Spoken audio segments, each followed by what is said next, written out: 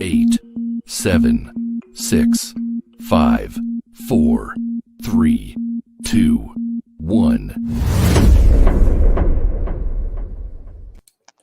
What is going on? What is going on? We are live. JT got my co-host Lorenzo Alexander in the building. This is the Pressure Front Podcast. If you guys are unaware, Zoe, the boys almost gave me a scare heart attack this week, man. I think they had all Bills Mafia on the edge right there. My mom posted a picture of her breathing into a bag. It was just a crazy game, and obviously from the national perspective, everybody was talking about the PI that was called, but didn't want to mention about the interception call early in the game that kind of helped them get back into the game. So it was a crazy game. Should have never been that close. And it's always great to learn when you win a game versus having to have a hard way to lose, as you can see out here in the valley where I'm at right now with the Arizona Cardinals losing to the Lions last week when they were definitely a favorite and should have won that game. Now, obviously, we definitely had the momentum swing with the pass interference interception call. I mean, that play was all jumbled up. Right. My question for you is, how bad can a play like that swing momentum? And is momentum a real thing when it comes to NFL, especially with that type of lead?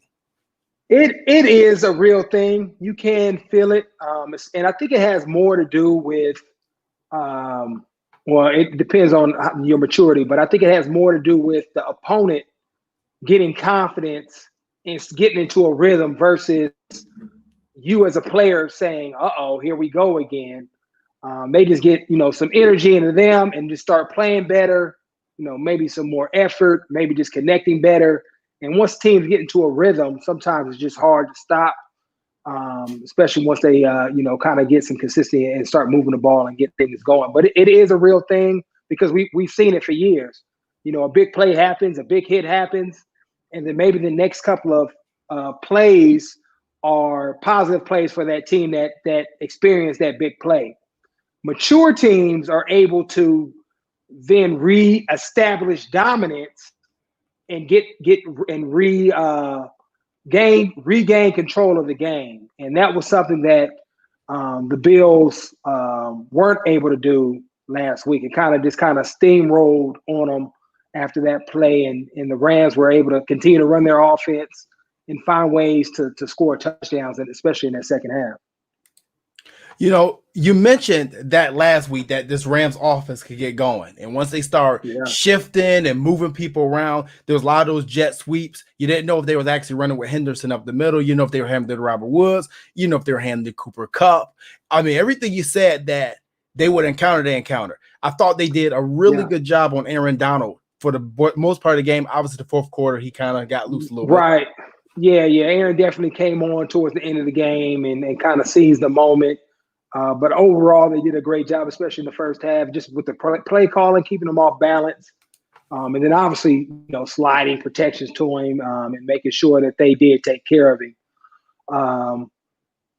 But going back to the defense, kind of watching that game, and I had to rewatch it because, when you're watching it from the TV copy, there's only so many angles. I can kind of tell what's going on, and, you can, and then going back and watching the film, it's kind of reconfirmed that the D just wasn't fitting up the runs properly. Guys were getting out of their gaps. Guys were falling back too far, especially from a linebacker DB perspective, some of the bumping.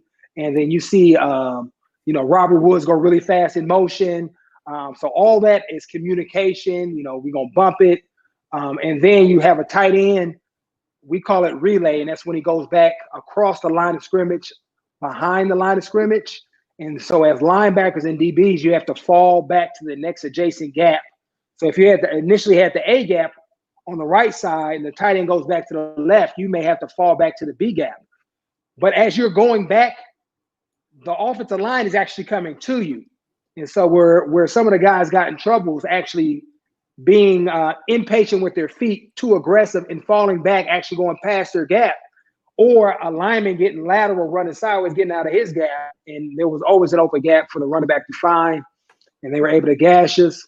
Some of the crack replacing. And then once they got going really well, some of their plays look very similar. And so we saw a couple of times when it was Cooper Kupp acting like he was blocking and then being able to get out into a route. One time, I think he had maybe a 10-yard gain. Another time, he actually scored a touchdown off of the same play.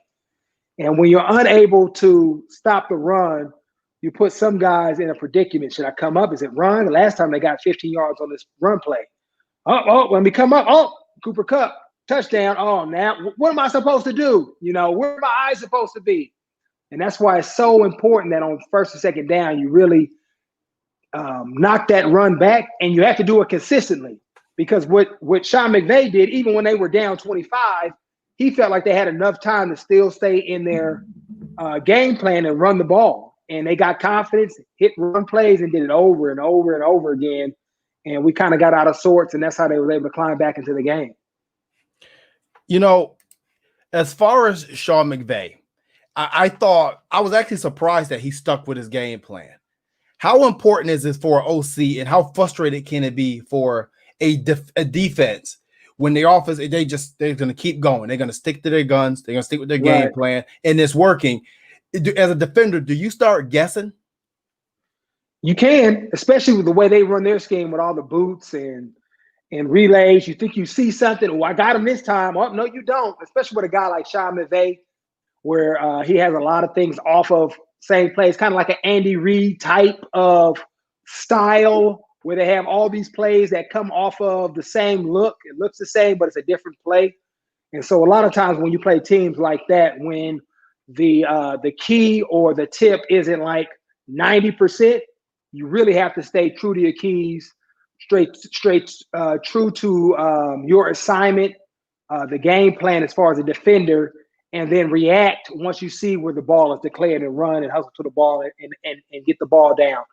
But I really think Sean McVay, when I kind of rewatched the game, I think the Rams were having success moving the ball, but they kind of stalled out. One time, I think they had to kick a field goal. Another time, Levi Wallace came up with a big interception. And so I think in Sean McVay's mind, it was like, no, this is more us beating ourselves versus the defense actually stopping us from doing what we want to do.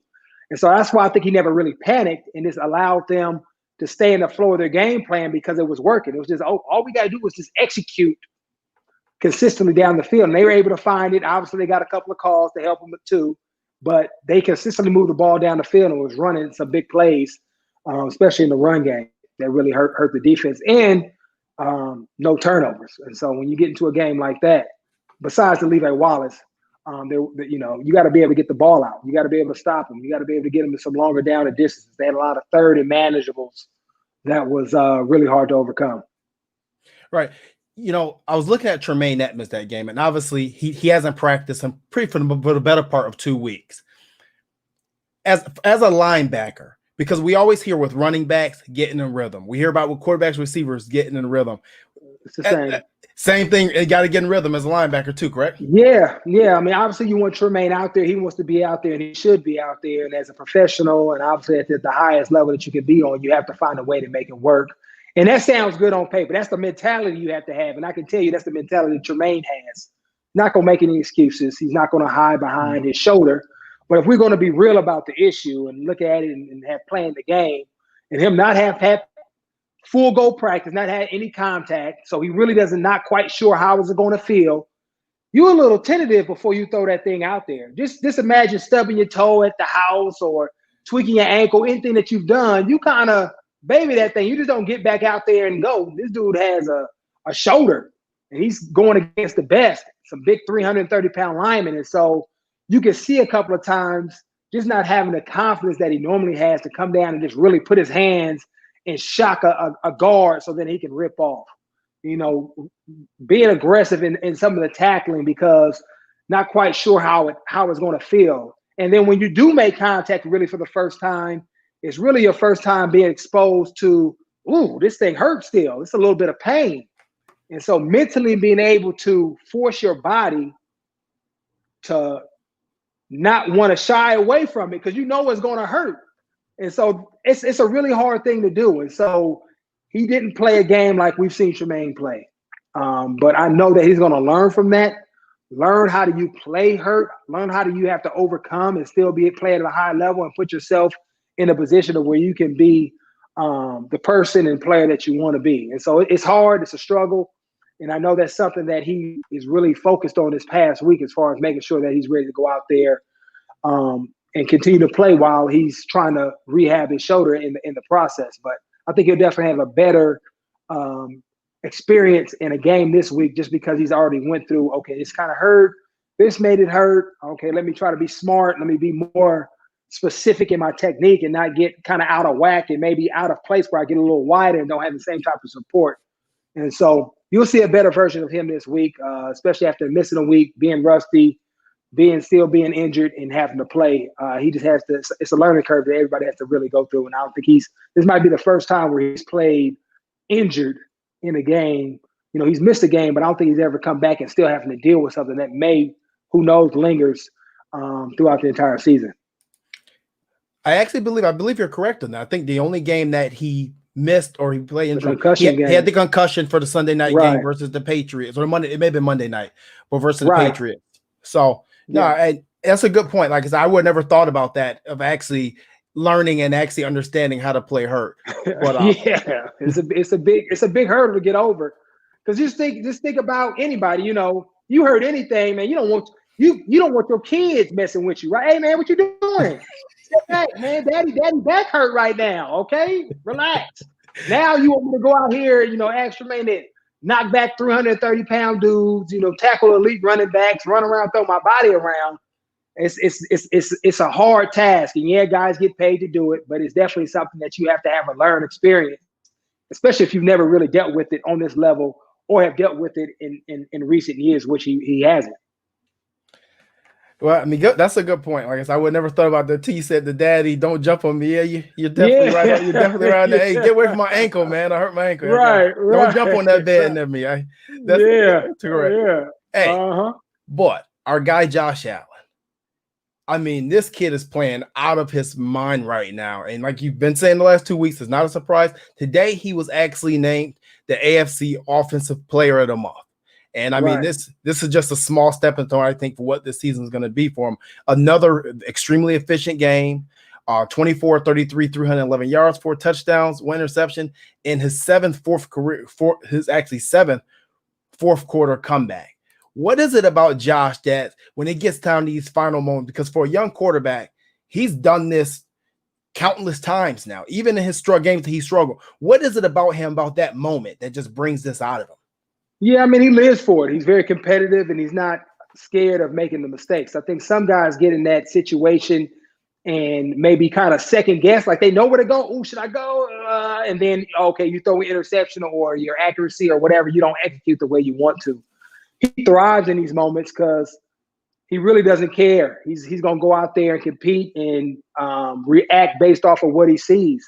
Almost like, that gunslinger, mentality, kind of Brett Favre-ish out there, and has really made that's what makes him special. And at times he can kind of get almost crossover, but I think he's done a great job of learning how to bring himself back in, regather himself, and then come out and make the plays that he needs to do in order to allow his team to win a game or put them in the position to win a game like he showed last week. And so I'm really proud of him, of what he's been able to accomplish, what he's doing. I still would rather him slide at times instead of trying to be the linebacker mode, but it is who he is. And so I guess I'm gonna have to get used to it because he's not changing. No, I do not think that he's going to change anytime soon. I'm with you on that, Zoe. I wish to see him take care of his body a little bit more.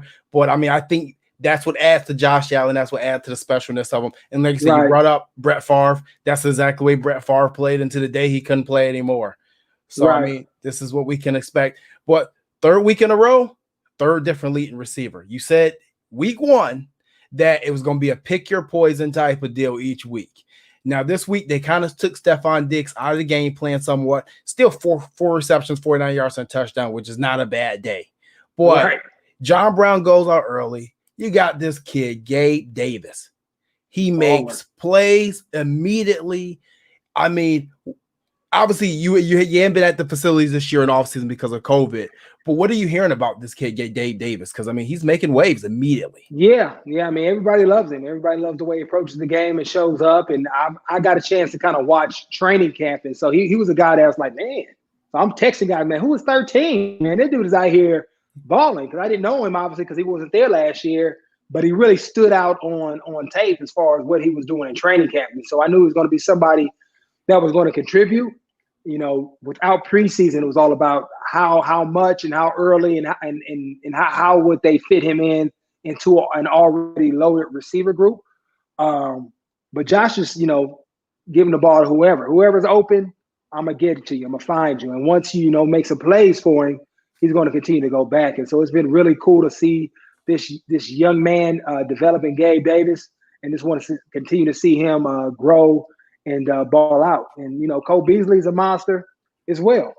You know, it's another guy that's just continue to make plays, can get open at any time, and still has room in it to even make some bigger plays, you know. So I'm just excited for this offense, because this each week you say, ooh, but they could have had probably another, you know, couple of touchdowns. And so it's fun to watch. And right now it's good that they are executing at a high level, because it's giving this defense some time to really come together and gel in the image that we know that what they're capable of.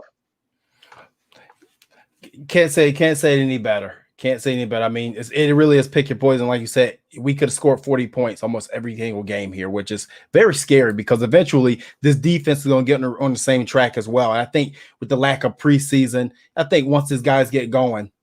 Yeah, and I think that's made a big difference. And I think more so than anywhere, I think it's really shown up in the run game, when you get to really fit up, you know, live runs. Because practice is one thing, guys are coming off, but it's nothing like a guy going full tilt and you trying to, you know, fit off of somebody getting out of their gap, fitting a big, you know, 300-pound lineman and being able to rip off and make a play, you know, playing with good vision and eyes, because your eyes and feet are everything that's going to take you to the ball and allow you to make plays. And so, you know, even when I look around the league, you just see teams, it seems like, are giving up 100 yards a week, over 100 yards, teams that are traditionally stopping the ball, teams averaging 4 yards a carry. It just seems like that is a lot higher than normal in most years. And maybe it's because I'm watching a lot more football, and I see what some bad teams are doing around the league. But it just seems like even like some of the good teams that are traditionally stopping the run are giving up a lot of plays in the run game, just because you can't emulate the physicality to the extent it is in a real game. And so, you know, corners crack replacing, guys falling back, guys playing with their hands and knocking linemen off, guys not trying to run lateral, which is a real hard tendency, because your gap is moving. You see it moving out there, but you don't really want to run sideways because linemen just want to push you by. So all those little things that I think most people don't understand or don't see, guys are really getting their feet wet and trying to shore up some of those fundamental principles to really allow them to play better run defense. And I think as this season continues to progress, that is somewhere that has to get better, needs to get better if this team wants to go where they want to go. Speaking of run game, fans sometimes don't understand the philosophy of our defense, or sometimes the job of defenders. And speaking of Buffalo and stopping the run, having trouble stopping the run so far this year, Star Latulippe. Yeah. Obviously he's not there this year. He's a big man in the middle. This is a guy who maybe a lot of people don't understand what his job did or what he did for the linebackers, including yourself being behind him. Can you give us a little explanation of what Star Latulippe actually means to the Bills and what his job is? It's significant, man. He's a guy that you have to worry about and have to double. And you may have to lean on that double a little bit longer than you want to, which gives a guy like myself who played behind Star a lot, especially in base defense, being the weak side linebacker, where I could run through on the backside. Because if you come off of him too quick, he's going to make a tackle for loss in the backfield, which you don't want your running back getting hit by somebody 300-something pounds. And so it freed guys up, especially Tremaine and Matt in the nickel packages on first and second down. You just have to really understand where he's at. And he's another guy that can push the pocket, you know, with those double teams and make quarterbacks uncomfortable. So I think they are missing out on him. Just his veteran leadership and some of the things that he brings is that steadiness. He's not very vocal, but his steadiness and his ability to work and just put his head down and grind, that blue collar mentality is definitely missed out there. And I know it's probably a different dynamic in that defensive line room. So somebody has to step up, get those things straightened out, especially versus that zone run game and pushing upfield so they can eliminate some of these, guys being in the same gap, defensive linemen getting two-hatted. And correcting those things, which is easier said than done, will definitely help this defensive team in the run game. But missing Starr does hurt them because he's just a veteran presence, a big-time player, and a guy that guys really trust and believe in and rally around a lot of times. There's a lot of people who may not have had as much respect for Star Latuli's job before, but they do now. I'm one of them. Like I said, maybe I didn't understand what his job was. Maybe Star was very underappreciated on this defense, and I think a lot of people are gonna have a lot of appreciation when he comes back in 2021 from this COVID relief. Yeah, well, I'll tell you, he wasn't underappreciated by me, and I let him know all the time how much I love what he did for me. So, and the other guys did too. So, but that's just what most people want to see. Sacks. They want an Aaron Donald in there. And you could be great in this league and not have to be an Aaron Donald. And, you have to be able to really understand football and see what he does and how he impacts guys around him and allows them to make plays as well. All right. So moving forward, the Bills, they got the dub, 3-0, close game, almost put us in cardiac arrest, but that's okay. We're still here, and they got a big game going against the now Las Vegas Raiders. Right. One of your former teams there. Obviously, you went back home to play with Oakland. For a season or year for two? Yeah, 2015, the year before I came to Buffalo. All right. So they moved to Vegas. They have this brand new stadium. They got John Gruden. They have Derek Carr. You got a lot of rookies. Mike Mayock, the GM. Very shiny toys over there. But they're coming into this game really banged up. And we've seen this injury bug kind of rash through the league this year so far. Tell us a little something about how it feels to go back home, because obviously some of these players in Buffalo, I don't know if any players on our team are from Vegas, but how is it going back kind of home, where area you're from, and playing in front of your home fans and family? It's always good. It's always good. It's a familiarity, obviously, with the team, the organization, because you grew up most of the time. If you wasn't a fan, like I wasn't a fan of the Raiders, I was a fan of the 49ers, but I went to more Raider games because it was in Oakland than I did Niner games.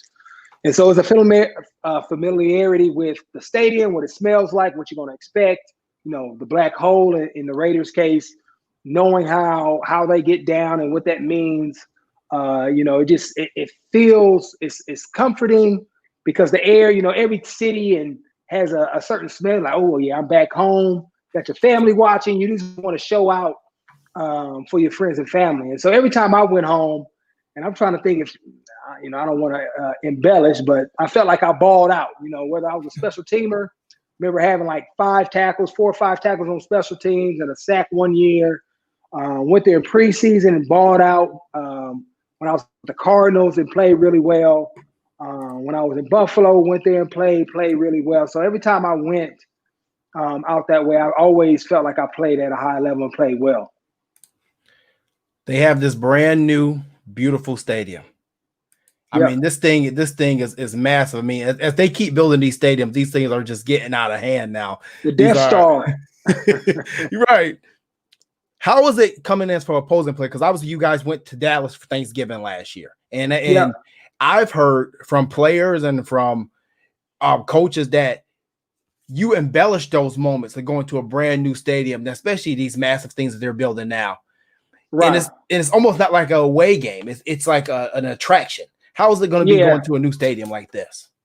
I mean, I think it's going to be different because there's no fans. There's no entertainment in there. Like when you went to Jerry's World and, the stadium in Arlington there, it was almost like a club event, big tight fight match atmosphere. You have to walk through the bar area. The fans are right on top of you.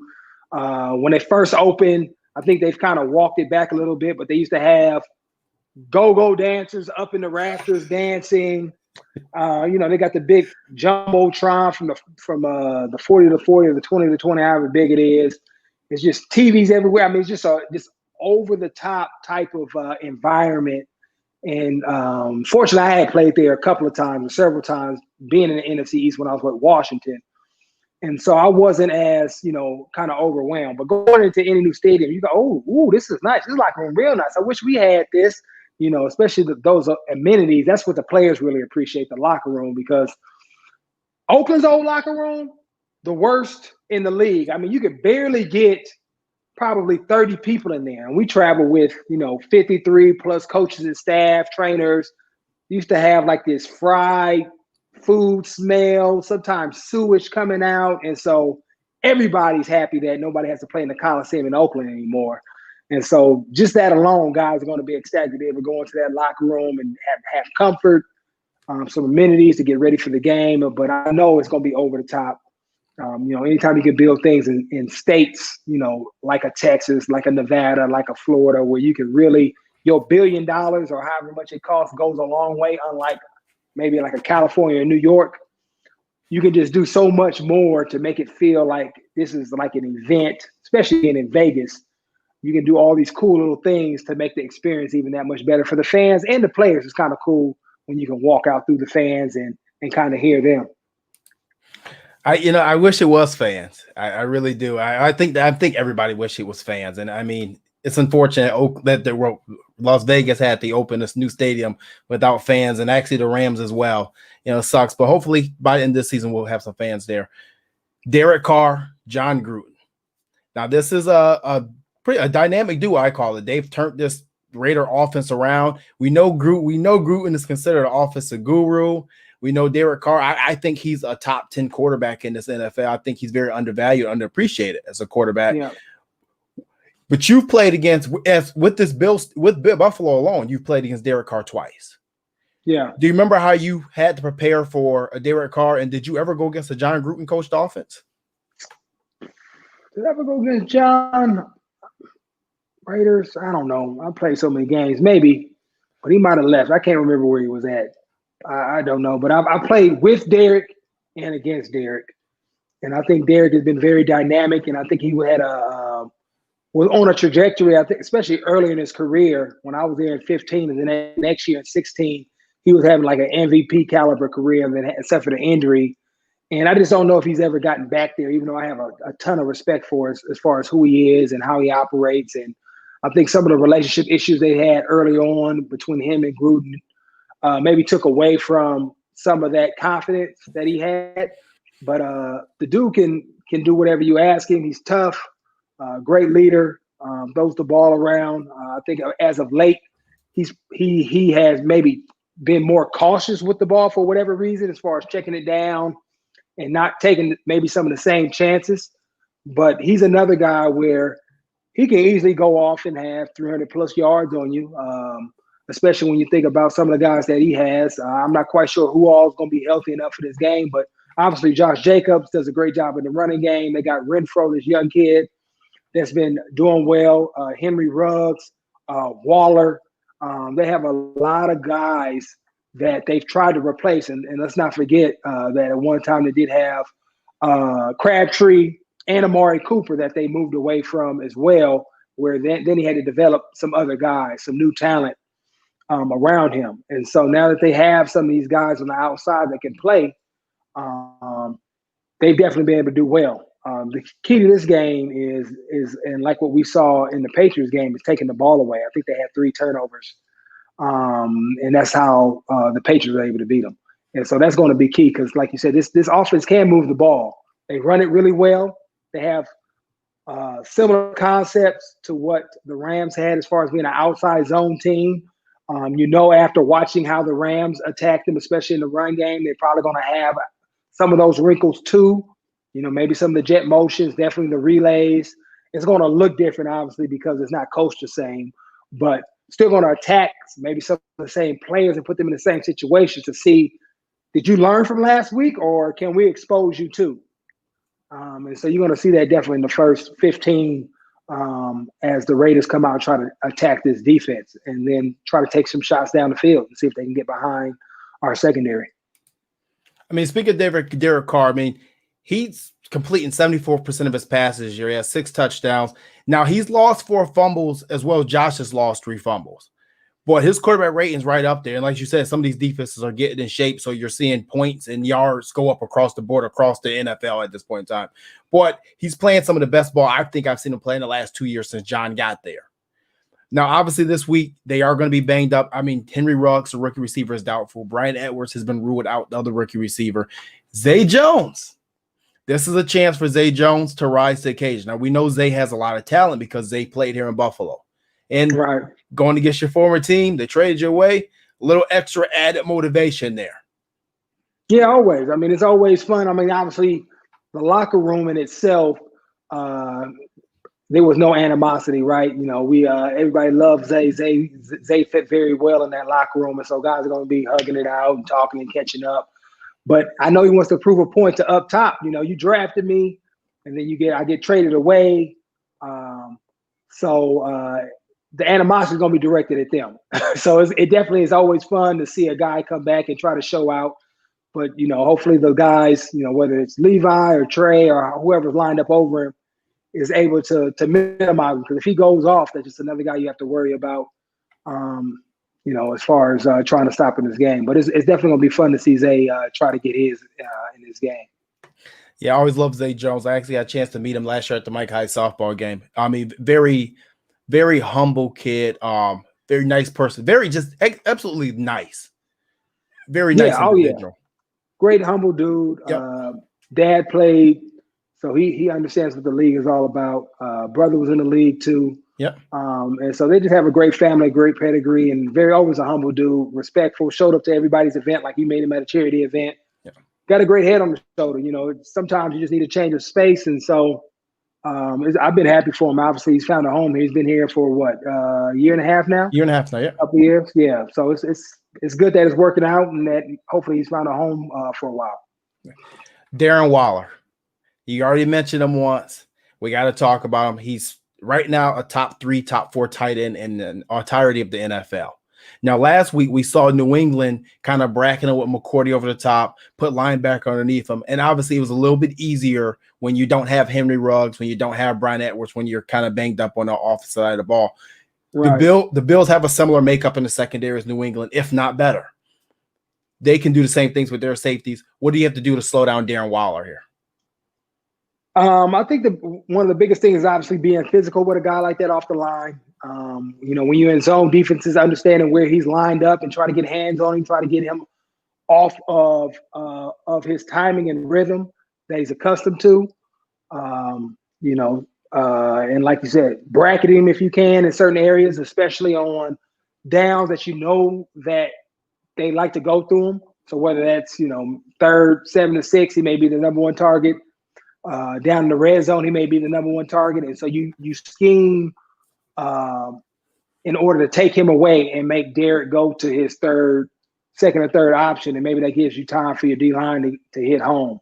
But he's a guy that you definitely don't want to get going because, you know, he feeds off that energy and people feed off of him as he makes plays and gets going. And so you're just going to have to really be sound, be physical with him. And then if he makes a play, you got to continue to come right back after it. But you'll probably see various guys on him, just like you would see when we used to play against Gronkowski. You know, you see a linebackers, you see a safety, you may even see Tre'Davious White sometimes, just because of how dynamic he can be. And sometimes you treat those guys like receivers, just because of the dynamic that they bring to an offense and how they're used when they're executing. Versatility. This is a word that continuously comes up with Sean McDermott. If you know Sean McDermott, you know versatility. Right. How easy is it? Not easy. It's not easy to prepare for these guys, NFL top players, but how much easier is it to prepare these guys when you have versatility like in the secondary with Micah Hyde, Jordan Poyer, be able to come down in the box, to man up tight ends, to man up some receivers, you know, that you can move White. As far as a scheme, is it easier to prepare when you have those players that you could just move around? Jacks are all trades. Yeah. Yeah. I mean, you can use them differently. Obviously, Jordan and Micah do a great job of playing off each other. As you said, both of them have the ability to come down the box. I think each of them have their own strengths. but like there's between their strengths and the weaknesses, there's not a big gap, so they can be interchangeable at times. I feel Jordan does play better in the box. Micah's a better cover guy because he used to play nickel back in Green Bay, so he has a better understanding of that. But both guys can do either one and are willing to do either one as well. And so it definitely helps when you talk about impacting or affecting the quarterback. Most of the time people just think about sacks, but you also can affect the quarterback in Derek Carr. And when you give him to hold the ball by showing him something and then changing the picture, making it look the same, but it's really something different, making it look different, but it's really the same coverage I just played last time. And so those guys have a great knack in chemistry, relationship because they've been doing it now for, what is this? This is the third or fourth year they've been together.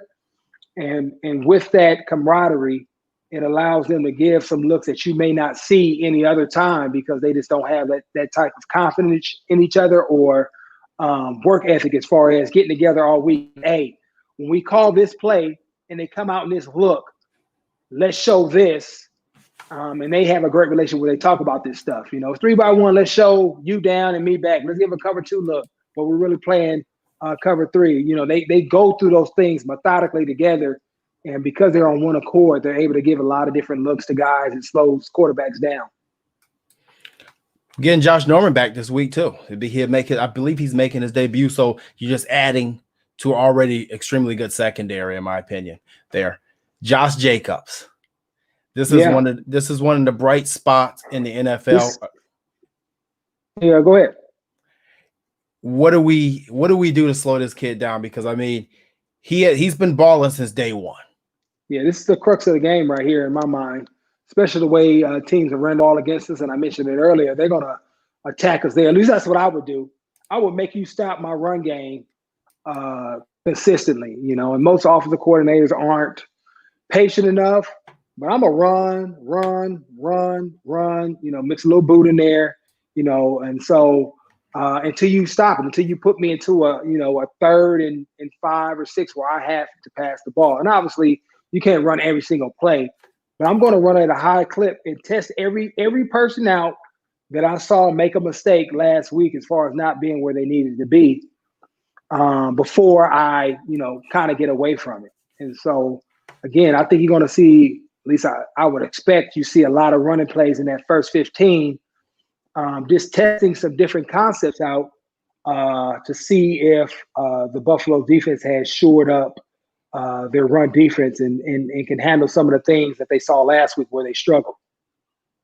All right.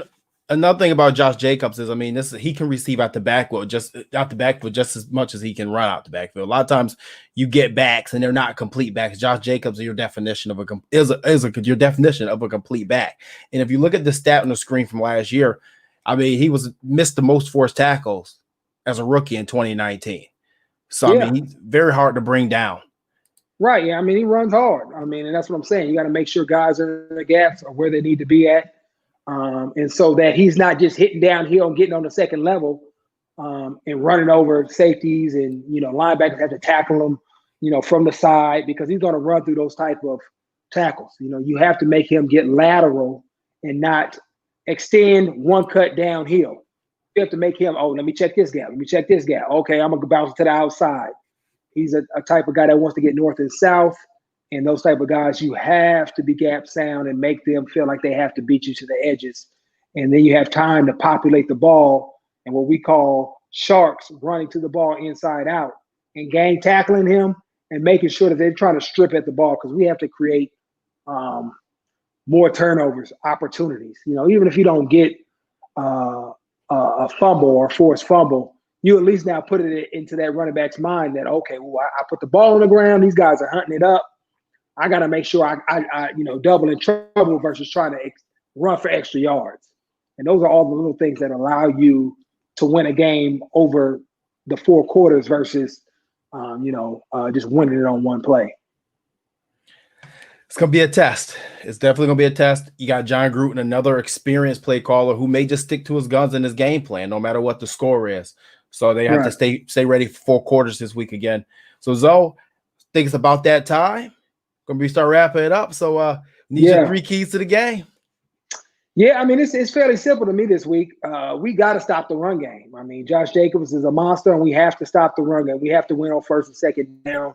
That is something that we have struggled with the first 3 games, and we have to start shoring those type of things up and making teams one-dimensional where they have to drop back and pass. And so bringing, your pads, bringing that mentality, you guys are not going to run on us, making sure that we fit and properly the whole game and be physical the whole game, regardless of what the score is. 2, defensively, creating turnovers. Got to take the ball away. Levi had one last week. We need more punches because that happens. Things get crazy out there. You don't know what's happening. And some of the things that I know the Bills defense emphasizes as far as punching at the ball, trying to strip it kind of goes out the window because you're just trying to hold on and get a guy down.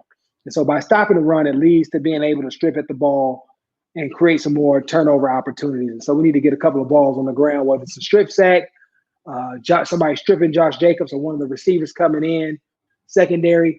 And then lastly, Josh and the boys need to keep rolling like they rolling.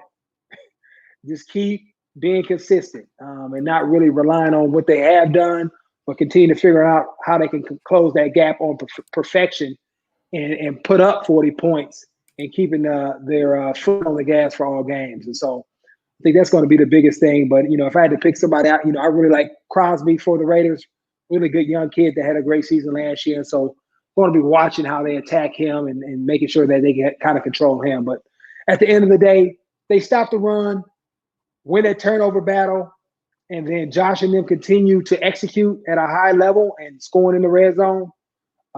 They'll win this game hands down. And I was doing a podcast earlier and said about 30-17 is probably my prediction for this game. Definitely a banged up Raider team coming in. Got to take advantage of this game on the road, especially these road games with no fans. I think it puts the home team at a little bit disadvantage. And big shout out to our guy, the Snowman, Deion Dawkins, there so far this year. 0 penalties, 0 sacks. Playing great ball. Yeah, there. Big time. Hey, Zo, before we go, hey, what's that shirt and hat you're wearing, man? Hey, man, I'm just representing my high school. I had to do a little throwback since we was talking about, one of the teams that was in my hometown. But this is St. Mary's. This is my high school I went to. New Era hooked me up with a custom hat with my boy Bill over there. And so I'm just rocking it out a little bit, feeling good, just holding it down. I know you said I look like a coach. I do look like I just came off the field coaching somebody up. But just repping the high school. Just like to do it from time to time. It look good on you. You never know, so that can be maybe the next step, man. It look good on you, though.